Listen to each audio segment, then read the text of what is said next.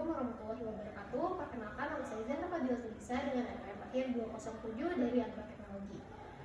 Di sini saya akan menjelaskan mengenai budidaya monokultur, dampak, isu, dan juga masalah.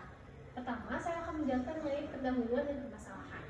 Nah, apa sih budidaya monokultur ini? Budidaya monokultur adalah sistem pertanian di mana para petani itu hanya menanam satu jenis tanaman saja di lahan yang sama dan dalam jangka waktu yang panjang.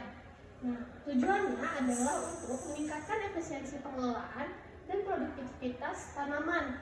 Karena tanaman yang ditanamnya itu hanya satu jenis, sehingga penggunaan pupuk seperti perawatan dan panennya itu bisa dilakukan secara mudah dan secara cepat. Nah, selain ada tujuannya, budidaya monokultur ini dapat berdampak negatif secara ekologis dan agronomis.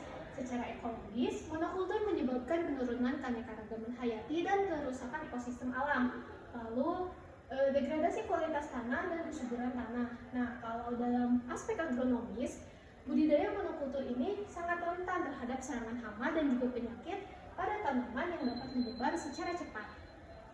Di sini juga saya akan menjelaskan mengenai dampak dan juga solusi dari budidaya monokultur ini.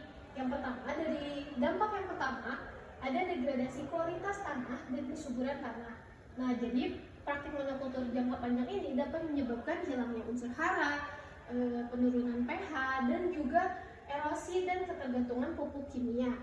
Lalu, solusi yang kami tawarkan adalah yaitu rotasi tanaman atau crop rotation, yaitu pergiliran menanam jenis tanaman yang berbeda tetapi di lahan yang sama. Jadi, rotasi tanaman ini dia menanam satu jenis tanaman dalam satu musim dan pada musim selanjutnya dia berganti jenis tanamannya. Lalu dampak yang kedua ada serangan hama dan penyakit tanaman. Nah, karena hanya menanam satu jenis tanaman saja, ini tuh dapat mempermudah penyebaran penyakit dan juga hama, sehingga petani ini sangat bergantung pada pestisida kimia. Solusi yang kami tawarkan adalah tumpang sari atau intercropping. Nah, di mana tumpang sari ini adalah menanam dua atau jenis tanaman yang lebih dalam satu lahan secara bersama-sama. Lalu dampak yang ketiga ada penurunan keanekaragaman hayati dan dampak ekosistem.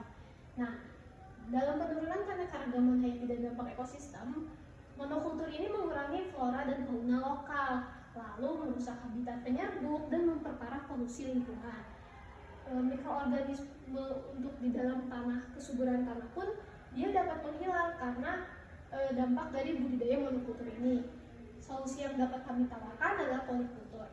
Nah, polikultur adalah menanam berbagai jenis tanaman sekaligus untuk jangka yang panjang. Tujuannya adalah untuk meningkatkan produktivitas panen, memberikan habitat bagi mikroorganisme dan polinase.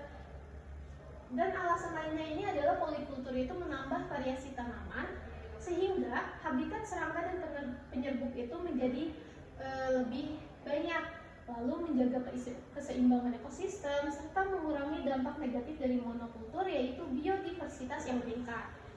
Lalu kesimpulannya adalah budidaya monokultur secara luas ini berdampak negatif secara ekologis, agronomis, dan juga sosial. Nah, selain itu penting juga untuk menerapkan sistem pertanian yang lebih berkelanjutan seperti polikultur, tumpang sari, rotasi tanaman, ataupun agroforestry.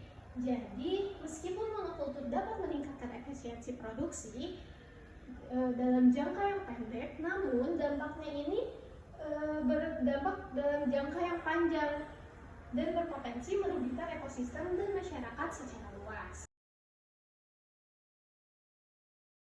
Nah, jawabannya adalah ada. Kasus budidaya monokultur ini juga sering terjadi di Indonesia. Nah, contohnya itu adalah kasus di Kalimantan, yaitu konflik antara masyarakat adat Dayak dengan perusahaan sawit itu sering terjadi di Kalimantan, terutama karena lahan adat mereka tidak diakui secara formal, sedangkan perusahaan memperoleh izin konsesi atau HGU, hak guna usaha. Contohnya adalah masyarakat adat Sebalos menuntut PT Ceriap 5 atas pencaplokan wilayah adat seluas 117 hektar tanpa persetujuan mereka.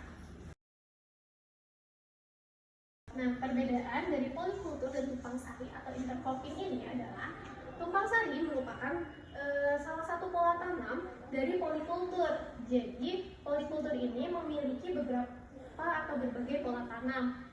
Yang pertama adalah ada tumpang sari, ada tumpang gilir, ada tanaman pendamping, ada tanaman campuran, dan pola tanam lain yang melibatkan keanekaragaman tanaman di satu lahan.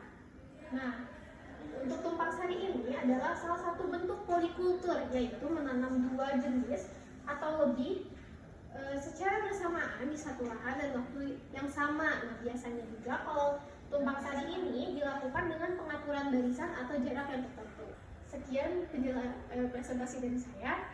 Wassalamualaikum warahmatullahi wabarakatuh.